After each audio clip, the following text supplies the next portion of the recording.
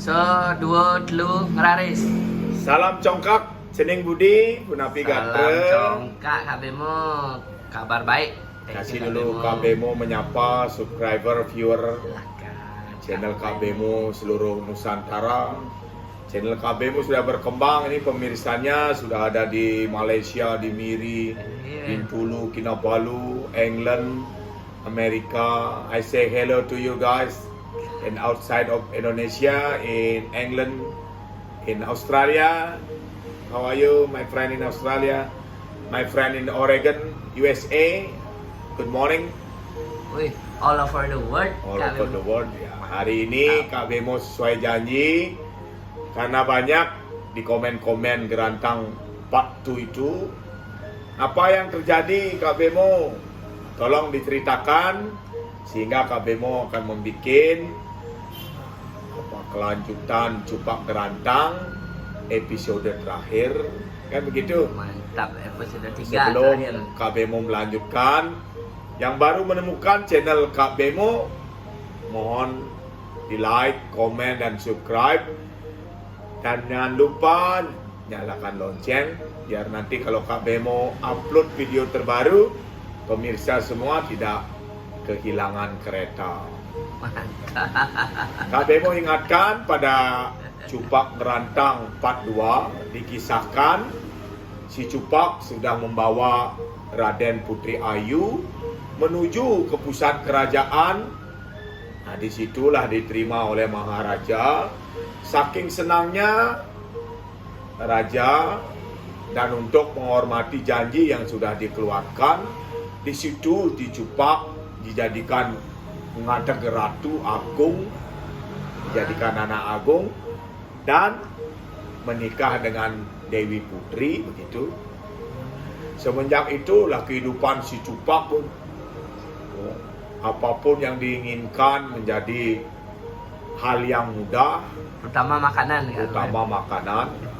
Tetapi ini menyebabkan rakyat, masyarakat di kerajaan itu menjadi susah. Setiap hari si Cupak minta babi guling 1 ekor. Waduh.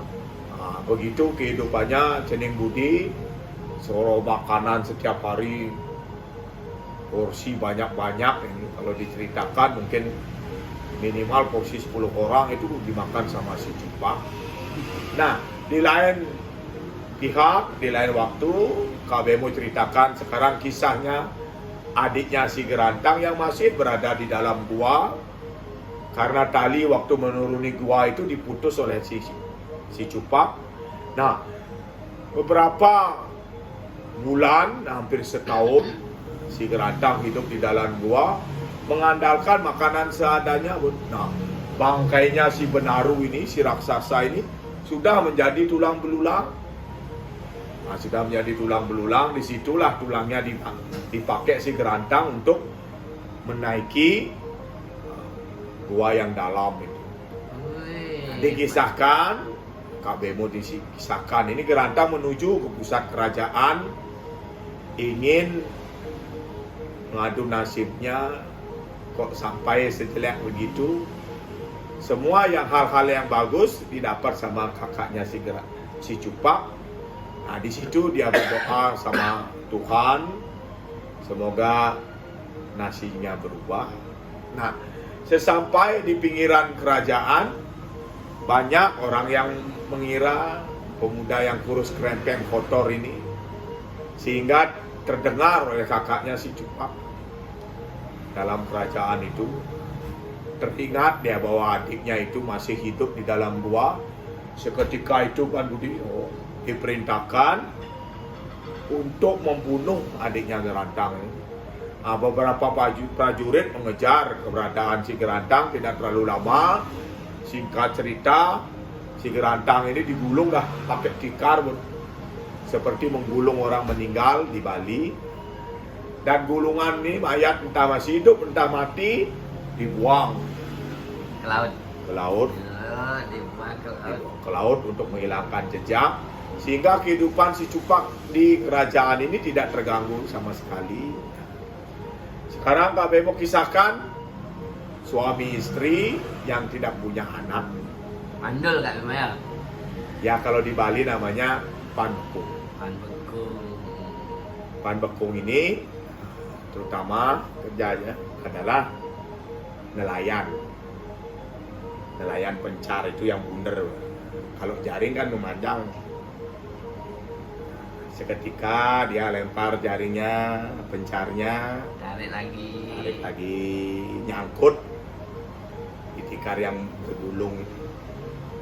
Lempar kedua kali, cening budi masih kena Ikar itu lagi. tikar itu. Nah yang ketiga saking mangkelnya ditarik tikar ini. Apa sih isinya? Ditarik, penasaran lah membuka gulungan itu yang diikat oleh tali pakai bambu. Dibuka, alangkah terkejutnya cening budi.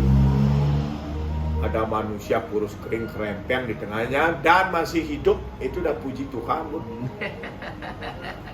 Urus kering Dijuluki hidup. Pan dan Men Bekung itu karena dia tidak punya anak. Sekarang dikasih anugerah dewata. Seorang pemuda walaupun dia kurus kering, kotor dan masih hidup, nah diajaklah ke pondokan, dirawat beberapa bulan, Bun, sehingga menjadi pemuda yang tampan dan bersih. Kembali lagi. Nah, di situ lah si kerantang hidup, anggaplah di pondokan sambil menanam bunga cening budi, berbagai macam bunga, bumide, cocor bebek, cempaka, bunga ratna, bunga sandat, nah berbagai macam bunga, sehingga pondokan ini terkenal penghasil bunga. Nah, hasil bunganya ini dipetik pagi-pagi, dibawa oleh Men Bekung ke pasar. Nah, singkat cerita, pembantu atau penyeruan bahasa Balinya itu berlangganan bunga dengan Men Bekung. Dayang-dayang, Kak. Dayang-dayang. Dayang kerajaan. Dan bunga ini akan diaturkan kepada Tuan Putri yang notabene istrinya si Pak. Cupa. Suatu ketika Tuan Putri melihat bunga-bunga ini dan ingatan beliau menerawang dengan pemuda ganteng yang berambut ikal. Nah, di situ dia memiliki inisiatif sama dayang-dayang ini. Dinanyakan di mana dia membeli bunga. Nah, sekarang dayang-dayang bilang bahwa bunga itu dibeli di pasar dari Men Bekung. Penjualnya Men Bekung. Seketika bersabda sang putri ini, cening budi, besok pagi-pagi dia ingin melihat penjual bunga itu, lanjut akan melihat di mana ibu itu tinggal. Nah, singkat cerita, besok paginya sang putri bersama dayang-dayang ini menemui ini penjual bunga itu Men Bekung dan menanyakan di mana lokasi rumahnya dan ngotot Tuan Putri untuk ikut ke rumahnya. Nah, sesampai di rumah, Tuan Putri terkejut, Bun. Pada Cupak Kerantang Part 1 edisi pertama, sang raja ingat cening budi memberikan cincin merah delima sebagai tanda bahwa si Cupak ini adalah utusan kerajaan. Cening budi ingat itu. Ingat. Nah, cincin itulah yang dipakai oleh Men Bekung. Di situ dia, Tuan Putri merasa kenangannya dibangkitkan lagi bahwa inilah pemuda yang diketemukan membebaskan dia yang membunuh si raja raksasa itu, kan begitu. Nah, terjadi adalah obrolan singkat, ketemu dia sama si kerantang. Kelanjutannya langsung diajak menuju ke pusat kerajaan, bertemu sang raja. Di situ si raja merasa gembira, senang hati bahwa putrinya ini menikah dengan pemuda pujaan hati. Di samping itu sang raja ya memenuhi sayembaranya terdahulu.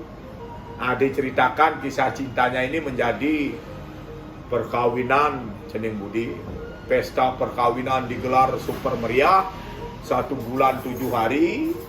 Semua rakyat hidup bahagia dan sejahtera karena sudah menemukan calon raja yang mumpuni, arif dan budiman.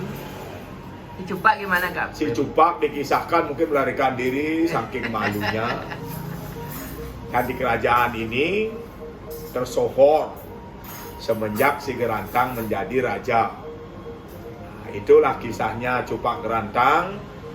Semoga yang menyaksikan, menantikan apa kelanjutannya merasa berbahagia ketika pemuda yang namanya Gerantang ini dengan susah payah, alur kehidupan yang tidak terlalu bagus di awal-awal, akhir-akhirnya menjadi raja di kerajaan itu.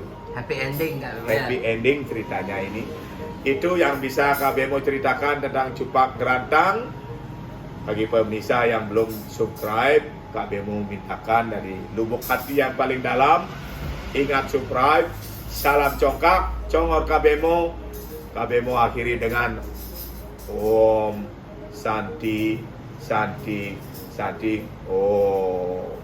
Semua Kak Bemo.